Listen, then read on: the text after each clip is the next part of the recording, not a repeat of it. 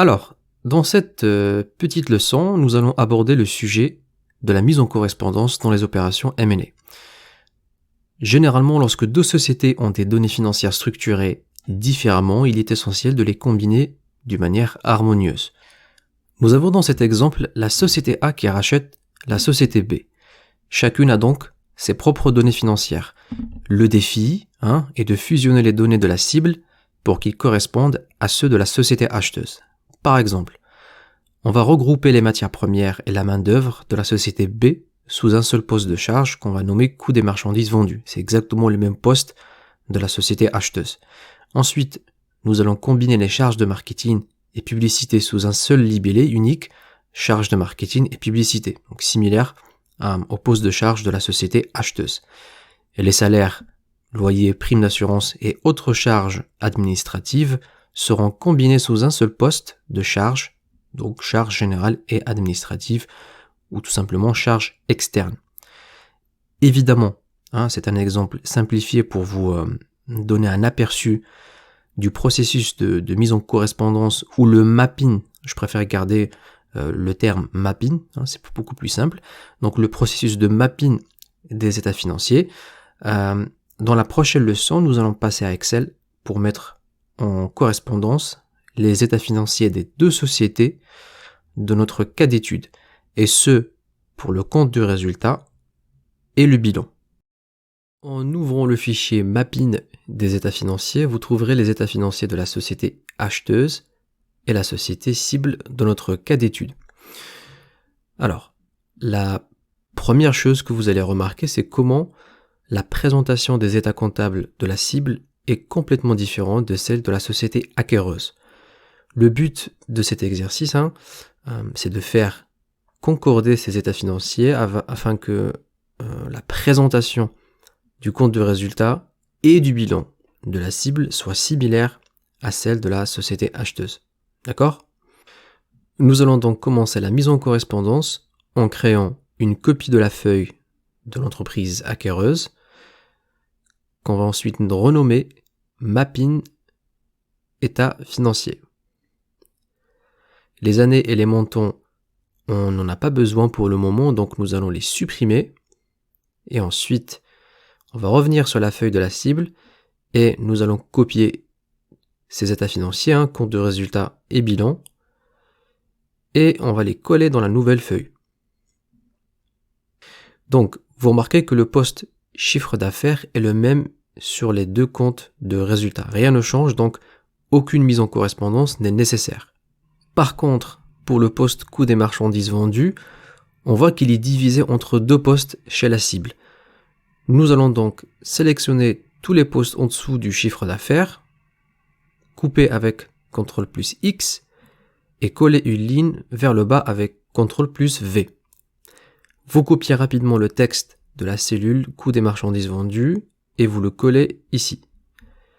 Et on commence nos calculs. Donc on va faire la somme des postes matières premières et main d'œuvre, puis CTRL plus D pour remplir à droite. Il faut ensuite recopier ces mêmes cellules pour les coller en tant que valeur avec le raccourci clavier Alt, L, V, G, puis valeur. Vous coupez avec CTRL plus X les postes en dessous de matières premières et main d'œuvre et vous les déplacez en haut. Voilà. Nous avons maintenant deux postes de coût de marchandises qui se correspondent. Maintenant, pour la marge brute, c'est vraiment très simple. C'est le chiffre d'affaires moins le coût des achats. On remplit à droite, on copie et on colle autant que valeur avec Alt, L, V, G, puis valeur. Voilà, donc j'aimerais maintenant que vous essayiez de faire la concordance des éléments qui restent vous-même et nous nous retrouverons pour comparer les résultats finaux. À vous maintenant. Ok, donc voici le résultat final. On a maintenant deux comptes de résultats dont la structure est similaire. Seulement gardez en tête qu'il faut toujours faire en sorte à ce que la combinaison des différents postes soit cohérente avec les principes comptables locaux, que ce soit pour le compte de résultat ou le bilan. Mais ça, c'est une leçon pour un autre jour. Dans la vidéo suivante, on va passer à la mise en correspondance des postes du bilan. Très bien, maintenant nous allons faire la mise en correspondance des postes du bilan. Donc, on sélectionne tout ça, CTRL plus X, et on remonte en haut.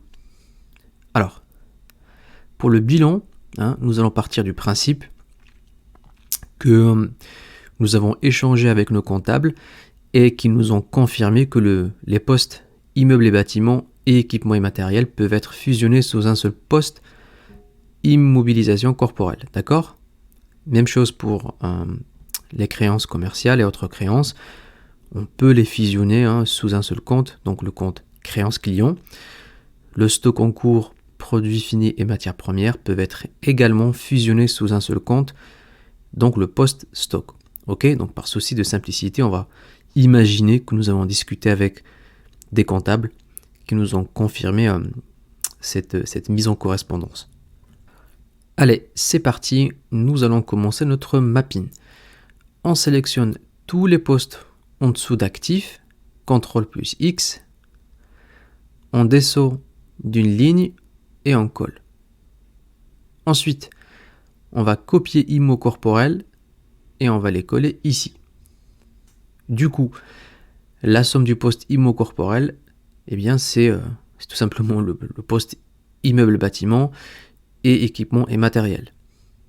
On remplit à droite, on va copier et ensuite coller autant que valeur avec Alt, L, V, G, puis valeur. Je vais aussi réduire un peu les décimales. Ensuite, copier écart d'acquisition pour le coller à la place d'immeuble et bâtiment, puisque c'est un poste qui n'existe pas chez la cible, l'écart d'acquisition. Donc on va le copier ici et on va mettre 0 partout.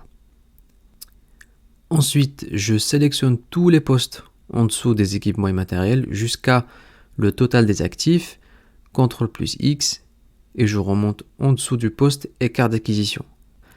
Donc, maintenant, je vous laisse voir comment je vais faire pour les créances et les stocks très rapidement. Vous allez voir, c'est exactement la même démarche, rien ne change.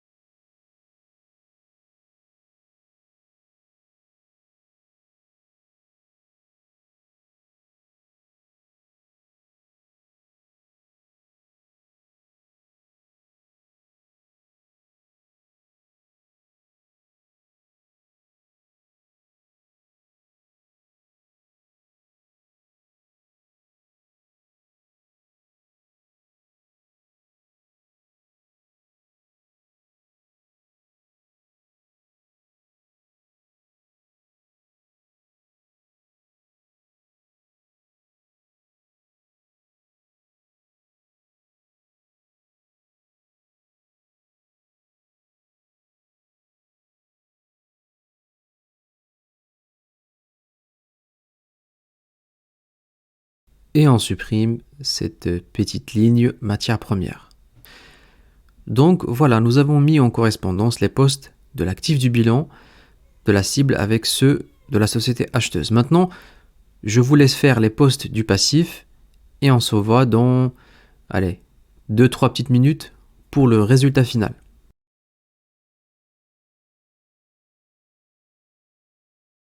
Ok, donc voici le résultat final. On a maintenant deux bilans dont la structure est similaire.